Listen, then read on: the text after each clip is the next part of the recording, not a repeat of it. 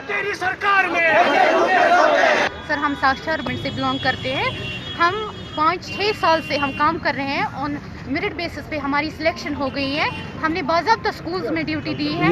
Election commission of India जो election की duty है वो भी हमने बाज़ाब्ता दी है, मगर फिर भी गवर्नमेंट हमारे बारे में कुछ नहीं सोच रही है। हम आज सड़कों पे आ रहे हैं। अगरचे गवर्नमेंट बोल रही है कि बेटी बचाओ बेटी पढ़ाओ, आज गवर्नमेंट हमको मजबूर कर रही है हम बेटियों को सड़क पे आने के लिए, उस वजह से कि हमारे बच्चे भूखे मर रहे हैं।